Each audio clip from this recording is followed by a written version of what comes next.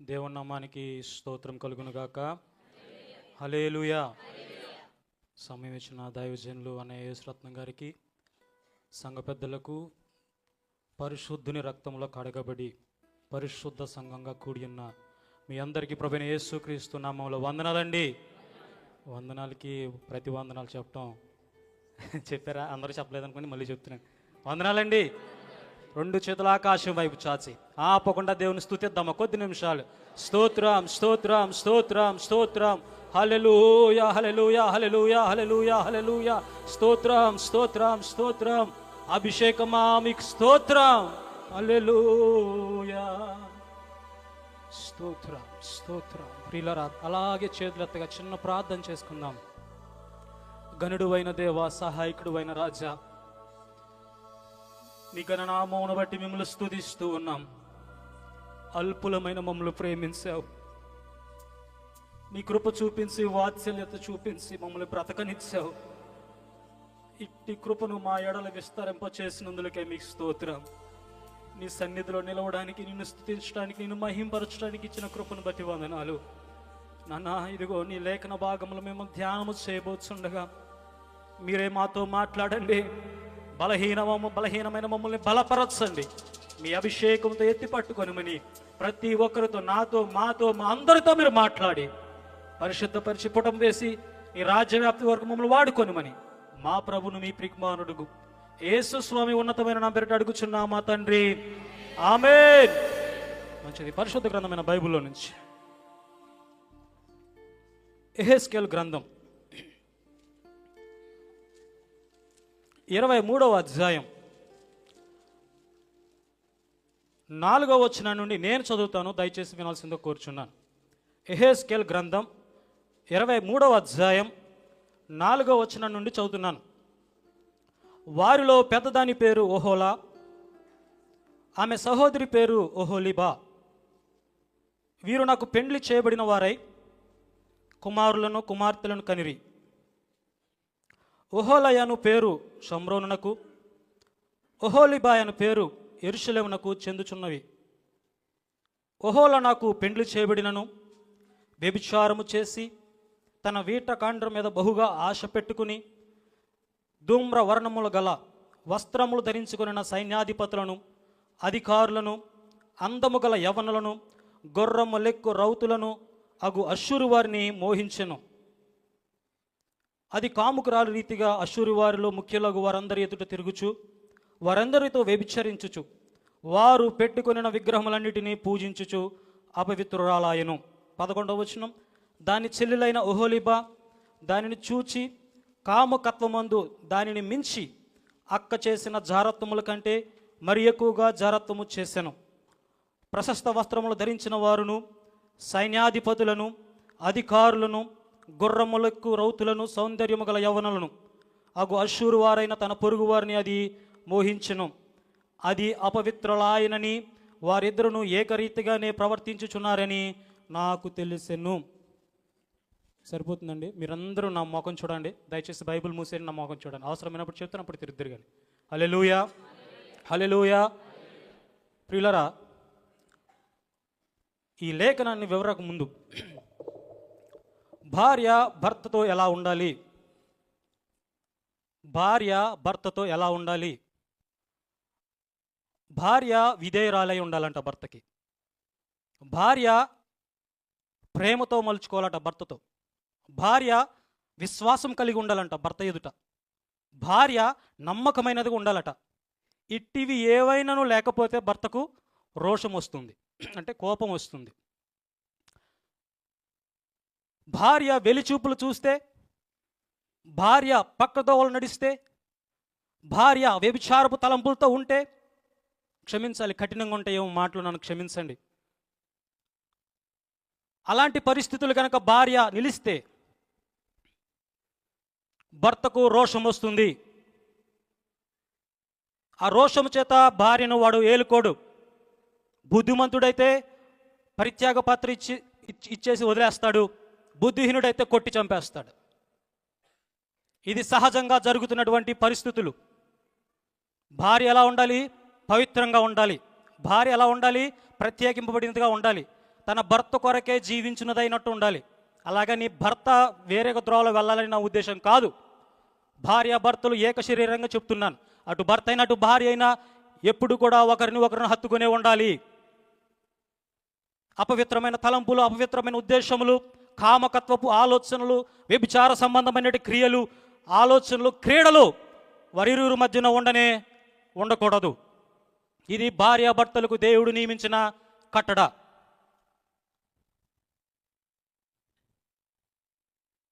భర్తకు బహురోషం వస్తుందట. విడిచిపెట్టేస్తాడు మంచివాడైతే, బుద్ధిహీనుడైతే కొట్టి చంపేస్తాడు కదా. ఇది నా మాటలు కాదు ప్రియులరా, లేఖన భాగాలు ఉన్నాయి, మీకు చూపిస్తాను. ఇప్పుడు మనం చదువుకున్నటువంటి భాగంలో యెహెజ్కేలు గ్రంథం 23వ అధ్యాయం మనం చదువుకున్నట్లుగా 2 స్త్రీలను దేవుడు చూపిస్తున్నాడు. ఒక తల్లికి పుట్టిన 2 స్త్రీల కర్రలు. ఒక దాని పేరు ఓహోలా, ఇంకొక దాని పేరు ఓహోలీబా. వీరు మనందరికీ తెలుసు కదా. ఎవరికైనా తెలియకపోతే దయచేసి నా మాటలు వినండి, 2 నిమిషాల్లో ముగించేస్తాను, సంక్షిప్తంగా చెప్తాను.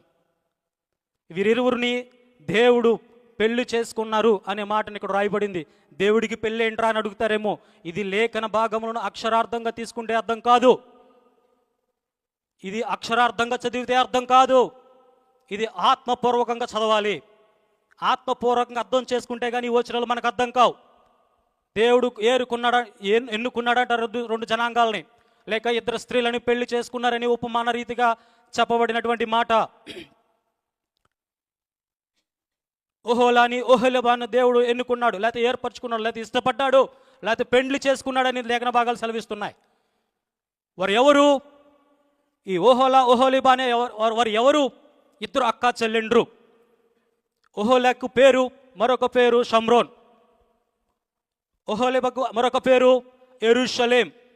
మరో రకంగా చెబితే పెద్దది చిన్నది. అక్కేమో ఇశ్రాయేలీలకు సూచిస్తుందట, చిన్నది చెల్లేమో యూదా వారికి సూచిస్తుందట. ఈ 2 జనాంగాల్ని దేవుడు ప్రేమించాడు. వారి మధ్య ఉన్నటువంటి ప్రేమను బట్టి, వారికి ఉన్న అనురాగాన్ని బట్టి భార్య భర్తలుగా దేవుడు వర్ణించి చెప్పాడు.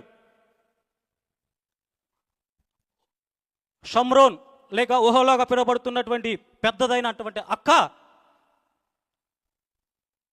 దేవుడు ఇష్టపడ్డాడు కదా, దేవుడు ప్రేమించాడు కదా, దేవుడు కోరుకున్నాడు కదా.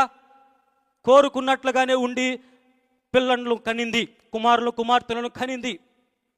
కనిన తర్వాత అది కాముకురాలై కామకత్వంతో తన కండ్లు మూసుకొని పోయి ప్రతి చెట్టు కింద, ప్రతి పుట్ట మీద, ప్రతి ఎత్తు మీద, ప్రతి పల్లములో అది వ్యభిచరిస్తూ కామపు క్రీడలను కొనసాగిస్తూ వస్తుంది. మనం అనుకున్నాం ఇహలోక సంబంధమైన భర్తకు కోపం వస్తే దాన్ని చంపివేస్తాడు తప్పు పనులు చేస్తే. అంతకంటే ఘోరమైన పనులు ఈ షమ్రోన్ పట్టణం చేస్తుంది, లేక ఇశ్రాయేలీలు చేస్తున్నారు. ఆయనను దేవుడు వాటిని శిక్షించి మరలా శిక్షించకూడదని ప్రేమతో దాన్ని పిలుస్తూ ఉంటాడు. మనం తర్వాత తెచ్చుకుంటాం. అయితే ఇది భౌఘోరంగా తన వేట కాండ్ర మీద ఆశ పెట్టుకున్నట్లుగా లేఖన భాగాలు సెలవిస్తున్నాయి. ధూమవర్ణము గల వస్త్రములు వేసుకున్న వారి వైపు తన కనులెత్తి చూస్తూ ఉందట. యుద్ధ వీరుల వైపు తన కనులెత్తి చూస్తుందంట.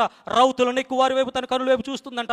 యవనస్తులు సుందరంగా ఉన్నటువంటి వారి వైపు తన కనులెత్తి చూస్తుందంట.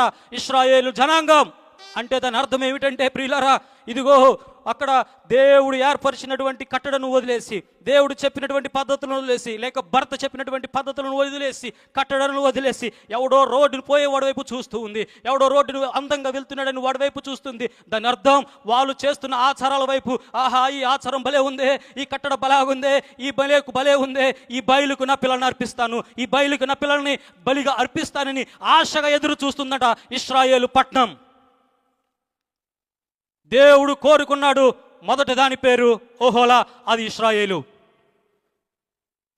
దేవుడు అన్నాడు, నువ్వు నన్ను సేవించాలమ్మా, నువ్వు నన్ను ప్రేమించాలమ్మా, నేను నిన్ను ప్రేమిస్తున్నాను కనుక, నేను పరిశుద్ధుని కనుక నువ్వు కూడా పరిశుద్ధంగా ఉండాలి, నువ్వు కూడా ప్రత్యేకింపడిన దానిగా ఉండాలి. నీ కను చూపు వెలి చూపులుగా ఉండకూడదు. అపవిత్రమైనటువంటి పాదములు, అపవిత్రమైనటువంటి కన్నులు నీకు ఉండకూడదు. కామకత్వపు ఆలోచనలు నీలో ఉండకూడదమ్మా. నువ్వు పవిత్రంగా ఉండాలి. నేను పవిత్రుని కదా, నేను నిన్ను ప్రేమిస్తున్నాను కదా, నేను నిన్ను ఆదరిస్తున్నాను కదా, నేను నిన్ను ఎత్తుకుంటున్నాను కదా, నేను నిన్ను ముద్దాడుతున్నాను కదా, నీవు అలాగనే ఉండాలి అని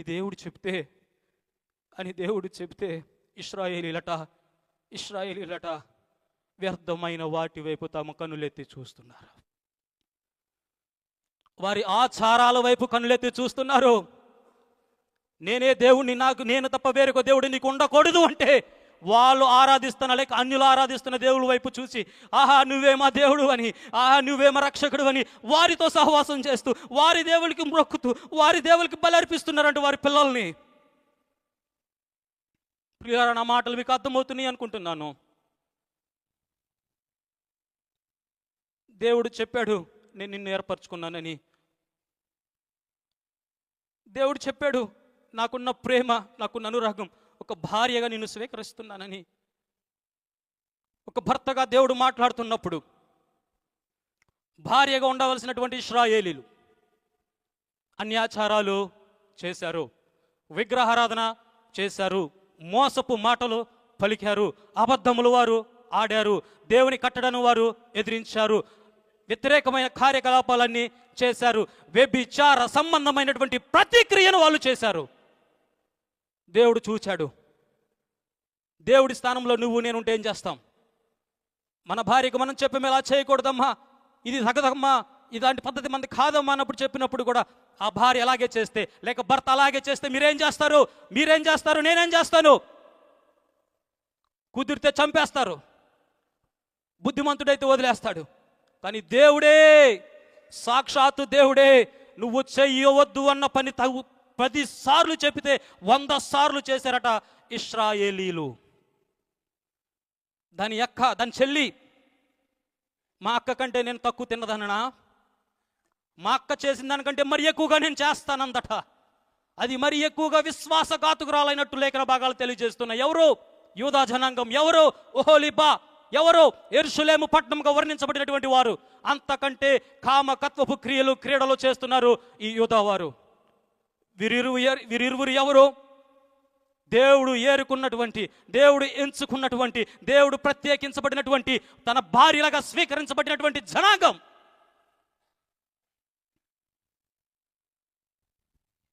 దేవుడు ఏర్పరచుకున్నప్పుడు దేవునికి లోబడిపోవాలి కదా. దేవుడు పిలిచినప్పుడు దేవునికి లోబడాలి కదా.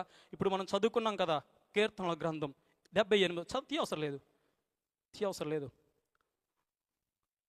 దేవుడు ఎప్పుడైనా అన్న నాకు పిలిచి వాక్యం చెప్పడానికి ఇచ్చినప్పుడు దేవుడు నాకు తెలియకుండానే ఆత్మపూర్వకంగా ముందే నా మార్గమునకు సరళం చేసేస్తాడు. ఆయన అలాగా నేనేం చెప్పాలనుకుంటున్నాను నాకంటే ముందుగానే చెప్పేస్తాడు.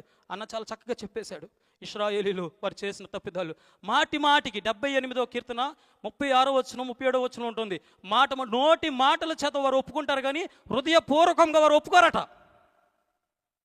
ఇశ్రాయేలీలు లేక యూదా జనాంగం మాటికి తప్పిపోతున్నారు, మాటికి జారిపోతున్నారు, జారత్వంలో మునిగిపోయారు, భ్రష్టత్వంలో పడిపోయారు, వ్యతిరేకమైన కార్యకలాపాలు చేస్తున్నారు. అనేక మార్లు దేవుడు వారిని శిక్షించాడు. ఆయన మాట వినలేదు, ఆయన దేవుని మాటకు అంగీకారానికి రాలేదు. దేవుడు చెప్తున్న మాట కాక, దేవుడు వద్దన్నది కాక వారికి ఇష్టమైన మార్గంలో, అన్య మార్గంలో వారు నడిచారట. విగ్రహారాధన వారు చేశారట. తమ పిల్లలను అగ్నిగుండాలు దాటించారట. అగో మెలకుకు బలర్పించారట. విగ్రహారాధన వారు చేశారట. బహు భయంకరమైనటువంటి కార్యాలు వారు చేశారట. దేవుని కోపం వచ్చింది. అష్షూరీయులకు ఇశ్రాయేలీయులను అప్పచెప్పారు. బబులోనీయులకు యూదా వారిని అప్పచెప్పారు. ఈ జనాంగం చెరపట్టబడింది. అన్య రాజులు వీళ్ళని ఏలారు. భయంకరమైనటువంటి స్థితిగతిలోకి వీరు దిగజారిపోయారు. బహుఘోరమైనటువంటి స్థితిలోకి వెళ్ళిపోయారు. దేవుని విడిచిపెట్టి అన్యుడి వైపు తిరిగినప్పుడు, అన్య జనాంగం వైపు తిరిగినప్పుడు, దేవుడు వాళ్ళు విడిచిపెట్టేసినప్పుడు పలు కష్టాలు పడ్డారు. అయ్యో మా పరిస్థితి నా భర్త దగ్గర ఉన్నప్పుడే బాగుంది కదా, నన్ను ఏరుకుని నన్ను కొన్నటువంటి నన్ను ప్రేమించినటువంటి నా భర్త దగ్గరే నా స్థితిగతి బాగుంది కదా, నేనెందుకు ఇలాగ మగ్గిపోతున్నాను, నేనెందుకు ఇంత ఘోర స్థితిలోకి జారిపోయాను, ఎందుకు ఇంత భ్రష్టత్వంలోకి దిగిపోయానని వారు కన్నీరు మున్నీరై కారుస్తున్నప్పుడు దేవుడు మరలా వారిని చూసి మరలా వాళ్ళని క్షమించాడు. మరలా తప్పు చేశారు, మరలా క్షమించాడు, మరలా తప్పు చేశాడు, మరలా శిక్షించి క్షమిస్తున్నాడు. ఇవన్నీ ఉండకూడదని ప్రతిసారి వారిని శిక్షించడానికి మనసు రాక మనమైతే ఒక్కసారిగా వారిని చంపేస్తాం కదా, మనమైతే ఒక్క మాటలోనే మనకి తెగదెంపులు తెంచేసుకుంటాం కదా. దేవుడు అలా కాదు. ఎన్నిసార్లు వారు తప్పు చేసినా, ఎన్నిసార్లు అన్యాయంగా ప్రవర్తించినా, ఎన్నిసార్లు అవహేళన చేసినా దేవుడు వారిని శిక్షించి మరలి ప్రేమించి మరలా పిలుస్తున్నాడు. వారు మరలా వస్తున్నారు. నోటి మాట చేతనే దేవుని స్తుతిస్తున్నారు, కానీ హృదయాంతర భాగముల నుండి దేవుని స్తుతించడం లేదట. క్లియరా? నా మాటలు మీకు అర్థమవుతున్నాయి అనుకుంటున్నాను. ఆ ఇద్దరు భార్యలు చేస్తున్నటువంటి పరిస్థితి గురించి మనం మాట్లాడుకుంటున్నాం. దేవుని ఎదుట వారు ప్రవర్తిస్తున్న ప్రవర్తనను మీకు తెలియచేస్తున్నాను. ఎంత భయంకరం, ఎంత ఘోరం అది. రోషం కలిగిన దేవుడు మన దేవుడు, భయంకరుడు మన దేవుడు. ఆయన కోపం నిమిషం మాత్రం, ఆయన వాత్సల్యత నిరంతరం ఉంటుంది. అంతగా ప్రేమించి, అంతగా దగ్గరికి తీసుకుని మరలా తప్పు చేస్తుంటే మరలా దగ్గరికి తీసుకుంటున్నాడు దేవుడు.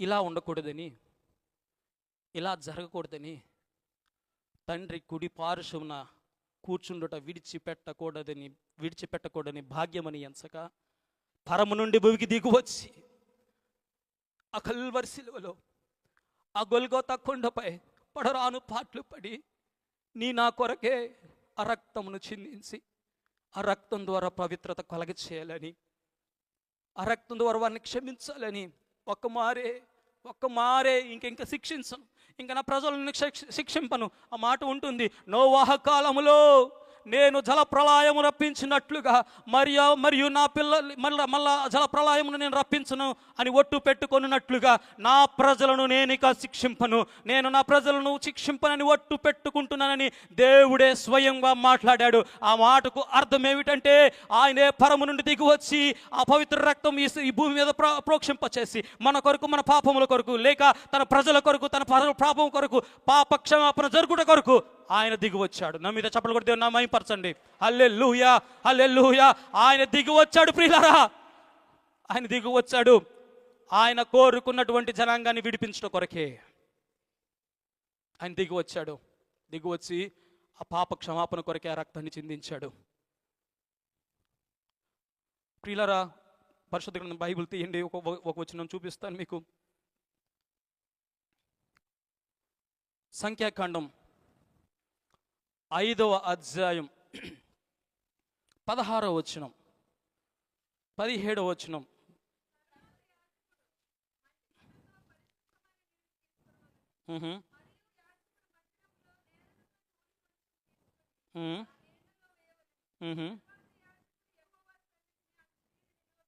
ఓకే. Mm-hmm.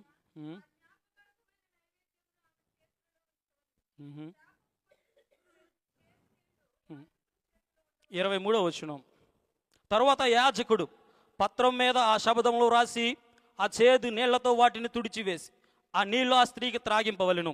అతడు ఆమెకు ఆ నీళ్లు త్రాగించిన తరువాత జరుగునదేమనగా, ఆమె అపవిత్రపరచబడి తన భర్తకు ద్రోహం చేసిన ఎడల శాపము కలుగు చేయు ఆ చేదు నీళ్ళు ఆమెలోకి చేరిన తరువాత ఆమె కడుపు ఉబ్బును, ఆమె నడుము పడిపోవును, ఆ స్త్రీ తన జనుల మధ్య శాపమునకు ఆస్పాదముగా నుండునని లేఖన భాగాన్ని మనం చదువుతున్నాం.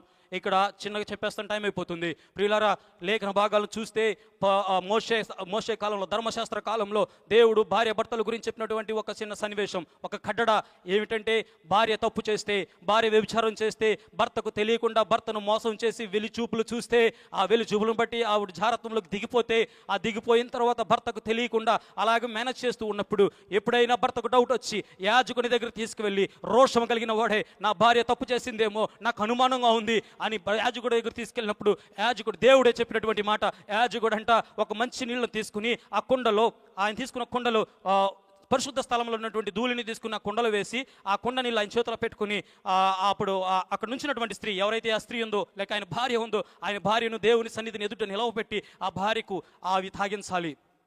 అవి తాగించినప్పుడు ఏం జరుగుతుంది, ఆ తాగించడానికి ముందు ఆ శబ్దములు ఏదైతే రాశాడో ఆ పలక మీద, ఏ పేపర్ మీదో, ఏ లేఖనం మీద రాశారో అవన్నీ కూడా ఆ నీళ్ళతో కడిగి వేసి ఆ నీళ్లు ఆవిడికి తాగించాలి. ఆవిడికి తాగించిన తర్వాత ఏమవుతుంది, ఒకవేళ ఆవిడ తప్పే చేస్తే కడుపు ఉబ్బిపోయి ఆమె నడుము జారిపోయి ఆ జనుల మధ్య శాపముకు ఆస్పదంగా మారాలి. ఒకవేళ తప్పు చేయకపోతే ఆ నీళ్లు ఆవిడలోకి వెళ్ళినా, ఆ చేదైన నీరు ఆవిడలోకి వెళ్ళినా ఏమీ కాదు, పవిత్రాలవుతుంది. అక్కడ ఉన్నటువంటి ఆ సన్నివేశం నుంచి ఆవిడ విడుదల చెందుతుంది. ఇది ఒక కట్టడ. అయితే ప్రియులారా వినాలి, ఇది దేవుడు నియమించిన కట్టడ. శాపముతో కూడినటువంటి నీళ్లు తాగాలి. పాపము చేసినప్పుడు, భార్య పాపము చేసినప్పుడు శపితమైన నీళ్లు తాగాలి. మాటి మాటికి తాగడానికి అవడం లేదు. మాటి మాటికి తన ప్రియులను, తన కుమారులను, తన భార్యలుగా పిలువబడుతున్నటువంటి బిడ్డలకు ఆ శపితమైన నీళ్లు తాగించడానికి అవడం లేదు. దేవుడే పరము నుంచి దిగి వచ్చి నీవు తాగవలసిన ఆ శాపపు నీళ్లు, మనము తాగవలసినటువంటి ఆ శాపపు నీళ్లు చేగు చిరకను ఆయన తాగాడు. ఆయన నీ కొరకు తాగాడమ్మా నీళ్లు. మరలా అవకాశం ఇస్తున్నాడు. మరలా పడిపోతున్నారేమో, మరలా జారిపోతున్నారేమో, భ్రష్టత్వంకి దిగిపోతున్నారేమోనని తన ప్రజల కొరకు ఆయన ఏం చేశాడంటే ఆ చేదు చిరకును ఆయన త్రాగి, ఆయన రక్తం చేత ఆ శపితములు ఏవైతున్నాయో అవన్నీ తుడిచివేసి నీవు నేను నిలవబడవలసిన స్థలంలో ఆయన నిలవబడి మళ్ళందరినీ పాప విముక్తులుగా చేశాడు. చప్పట్లు కొడితే నా మహింపరుస్తావా? ఎన్ని తప్పులు చేస్తున్నప్పటికీ ఈ పాపములు క్షమించబడగల కారణం ఏంటో తెలుసా? ఆ కల్వరి నాథుడు ఆ పరము నుండి దిగివచ్చి నా కొరకు అన్యాయపు తీర్పు పొంది ఆ గొల్గొతా సిలువ ఆ కొండపై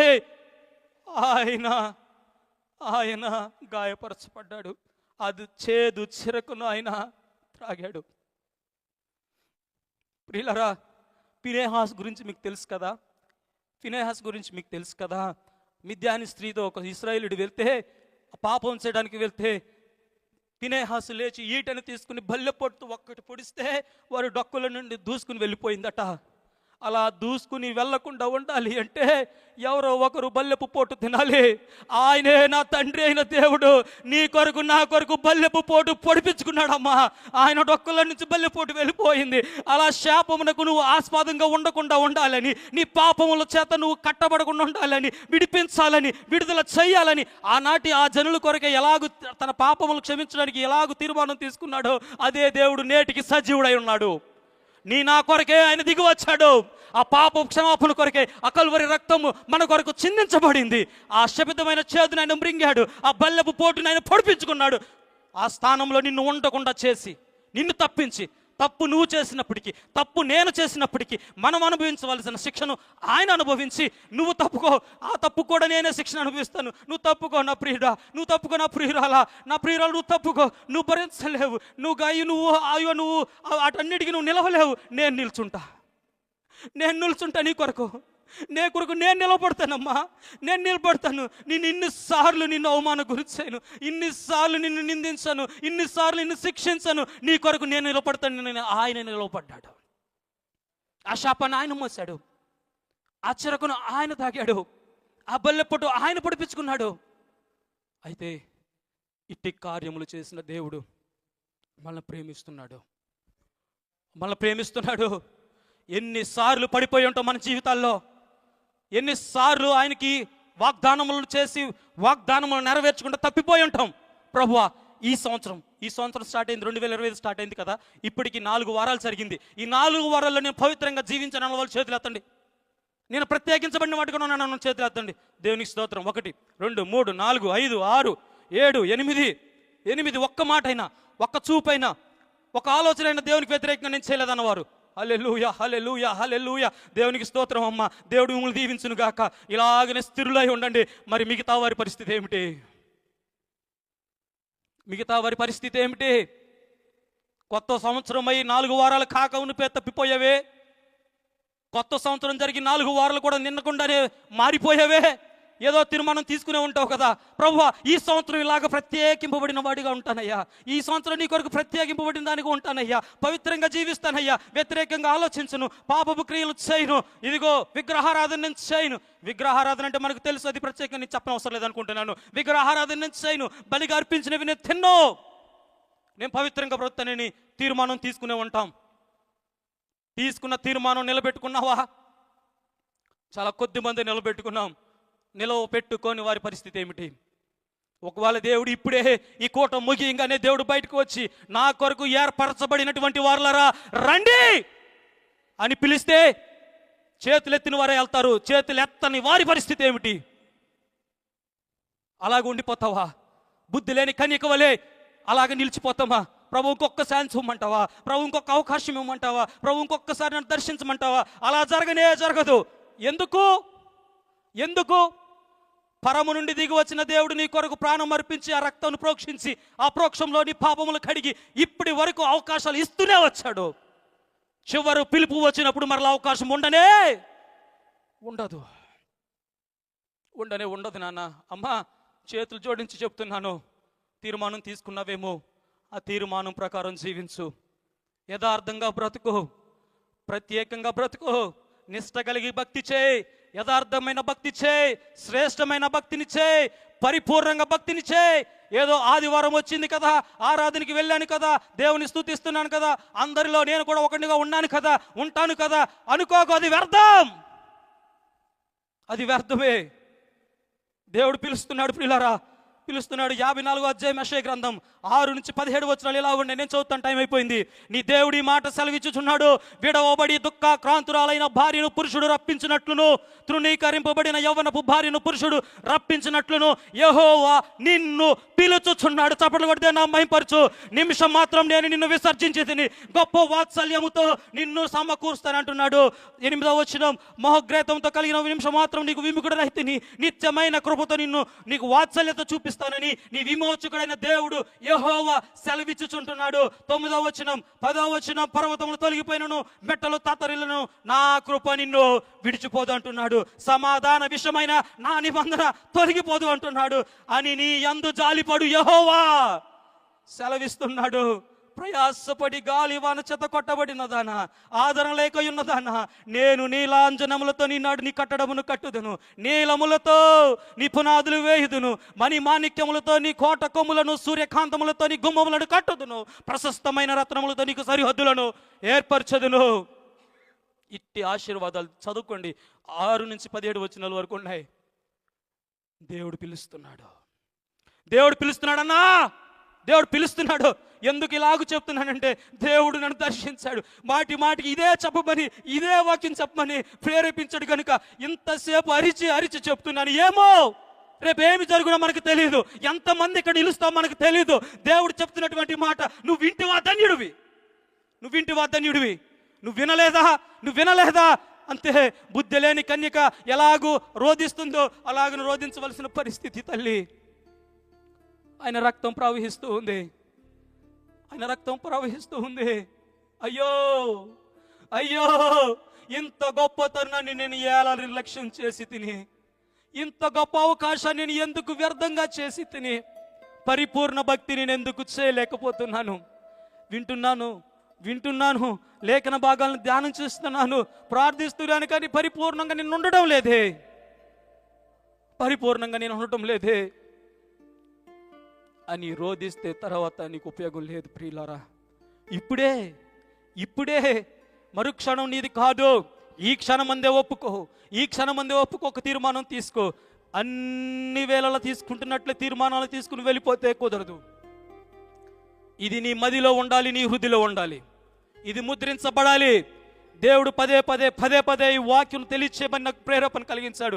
నేను వేరొకటి చెప్దాం అనుకున్నాను, వేరొకటి ప్రిపేర్ అయ్యాను, కానీ ఒప్పలా. ఎందుకో నాకు తెలీదు, కానీ ఎవరి కోసమో ఖచ్చితంగా అయి ఉంటుందని విశ్వసిస్తున్నాను. ఎవరినో బలపరచడానికి దేవుడి మాట చెప్పాడని విశ్వసిస్తున్నాను, నా కొరికే చెప్పాడని విశ్వసిస్తున్నాను. ప్రియులారా, చప్పట్లు కొట్టి దేవుడు నా మహింపరచు. దేవుడు నిన్ను దర్శించు కాలం ఇది, దేవుడు నిన్ను మాట్లాడు కాలం ఇది, దర్శించు కాలం ఇది. దర్శన కాలం ముందు దేవుని ఎదుర్కోవడానికి వెళ్తావో జారత్వమునకు, భ్రష్టత్వమునకు, వ్యభిచారమునకు, కామకత్వమునకు, అపవిత్రకు దారి తప్పని మార్గాల్లో తిరుగుతావో, దేవుని మార్గాలు కాక అన్య మార్గాల్లో తిరుగుతావో, నా చేతుల్లోనే ఉంది. దేవుడు సెలవిస్తున్నాడు, నేను నిన్ను పిలుస్తున్నాను. నువ్వు దారి తప్పిపోయినా నేను పిలుస్తున్నాను, మాటికి నువ్వు దారి తప్పిపోయినా నేను నిన్ను పిలుస్తున్నాను. రా ఒప్పుకో దేవుని సన్నిధిలో. చిన్న ప్రార్థన చదువు, కళ్ళు మూసుకోనండి. చిన్న ప్రార్థన. తండ్రి నీకు వందనాలయ్యా. నేను చేస్తున్నది భక్తే అనుకున్నాను, యథార్థంగా బ్రతుకుతున్నాను అనుకున్నాను, వ్యర్థమైన వాటి వైపు నా కనులెత్తాను ప్రభువా. అశ్షూరుల వైపు ఎలాగైతే నీ పిల్లలు కళ్ళెత్తారో, బబులోనీయులు చేసినట్లుగా ఎలాగైతే నీ పిల్లలు చేశారో, వాళ్ళు చేసిన దానికంటే ఎక్కువగా చేసిందేమో. ఓహోలా చేసిన దానికంటే ఓహలీబా ఎక్కువ చేసిందేమో. ఓహలీబాగా చేసిన దానికంటే మరి ఎక్కువగా నేను చేస్తున్నానేమో. నన్ను క్షమించు ప్రభువా. నీ రక్తం మా మీద ప్రోక్షించండి. మా కొరకు మీరు తాగిన చేదైన వేరును బట్టి మీకు వందనాలు. ఆ చేదు చిరకను మా కొరకు పుచ్చుకున్నావు. ఆ బల్లె పోటు నువ్వు పొడిపించుకున్నావు. మాకు విడుదల దయచేసావు అయ్యా. నీ కృప మా ఎడల ఇంక హెచ్చించండి. మరలా తప్పిపోకున్నట్లు, మరలా జారిపోకుండానట్లు మా నడుములను మీరు బిగించండి. మీ సత్యంలో మమ్మల్ని నడిపించండి. మీ ఆత్మవర్షంతో ఈ కడవరి దినములలో అనేక మందిని నీ వైపు పట్టి, నీ వైపు లాగి, అగ్నిలో నుండి లాగినట్లుగా అనేక మందిని లాగి నీ సన్నిధిలో నిలవపెట్టి, ఆ నిత్య రాజ్యానికి, ఆ నవవధు సంఘముగా, ఆ సార్వత్రిక సంఘంగా మీరు వచ్చినప్పుడు ఎత్తబడే గుంపులో మమ్మల్ని అందరినీ ఉంచమని, మా కుటుంబాలన్నిటిని ఉంచమని ప్రార్థన చేస్తూ మా ప్రభుని మీ ప్రికుమారుడు నగు యేసు స్వామి ఉన్నతమైన నా పేరిట అడిగి వేడుకుని పొందుకున్న నా మా తండ్రి, ఆమేన్. సమస్త జ్ఞానమునకు మించిన దేవుని సమాధానం మన హృదయములకును తలంపులకును కావలి ఉండును గాక. ఆమేన్. మరి దేవుడు తన యొక్క కుమారుని తన సిలువ సాటును మరుగుపరిచి అద్భుతమైన తన జీవపు మాటలను వివరించి ఉన్నారు. విన్నవారందరూ గ్రహించారని నమ్ముతూ ఉన్నాను. ఆత్మ ఆవేశంతో పలికిన ప్రతి మాటను స్వీకరించి జీవితాలను దిద్దుకొని ప్రభు కొరకు జీవించుదుముగాక. ఆమేన్. ప్రభు చేసిన మేళ్లను బట్టి ఎవరైనా ప్రత్యేకమైన కానుకలతో వస్తే ముందుకు రండి. వారి కొరకు ప్రత్యేకమైన ప్రార్థన చేయబడుతుంది. త్వరగా రండి. చక్కటి వాక్య సందేశాన్ని ఇచ్చిన ప్రీతముడు సాగర్ను బట్టి నేను దేవుని స్తుతిస్తూ శుభాలు తెలియజేస్తూ ఉన్నాను. ఎవరు లేకపోయినట్లయితే కానుకల పాట పాడుతూ దేవుని నామమును మహింపరచుదాం.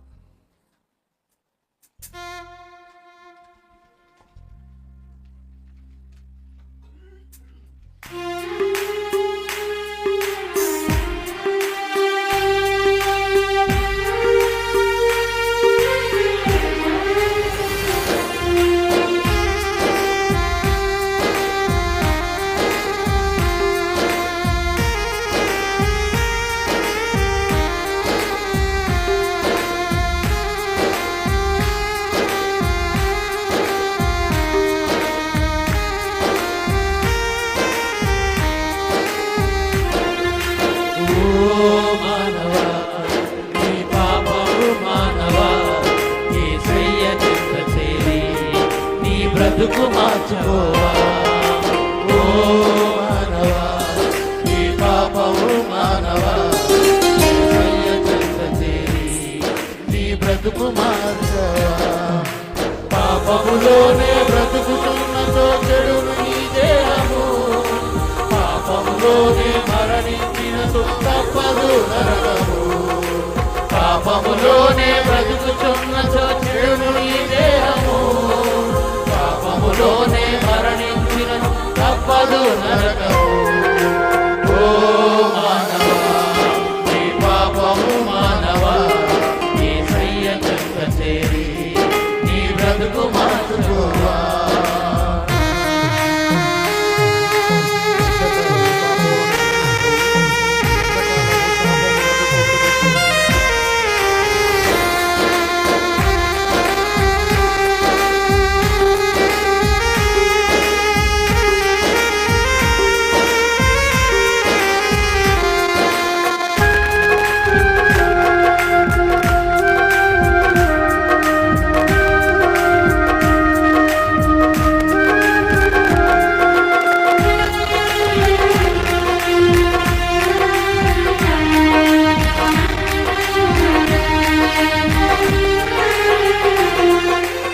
ఎంతకాలము పాపములోనే బ్రతుకుచుండు, ఎంతకాలము శాపములోనే కొట్టబడుదు, ఎంతకాలము వ్యసనపరుడవై తిరుగుచుండు, ఎంతకాలము దుఃఖములోని మునిగియుందువు.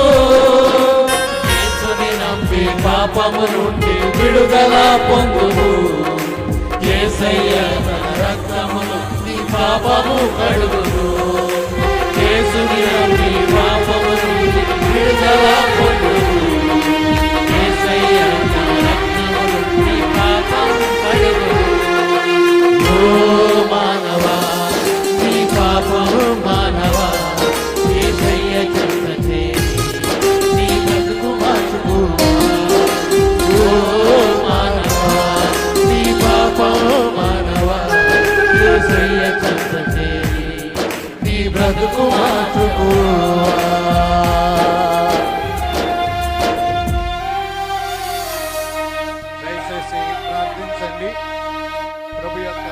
ఏర్పాటును బట్టి ఈరోజు ఆరాధన అయిన వెంటనే ఐడిసిఎఫ్లో ప్రభు బల్లారాధన ఇవ్వడానికి దీనదాసునే నన్ను దేవుడు ఏర్పాటు చేశారు.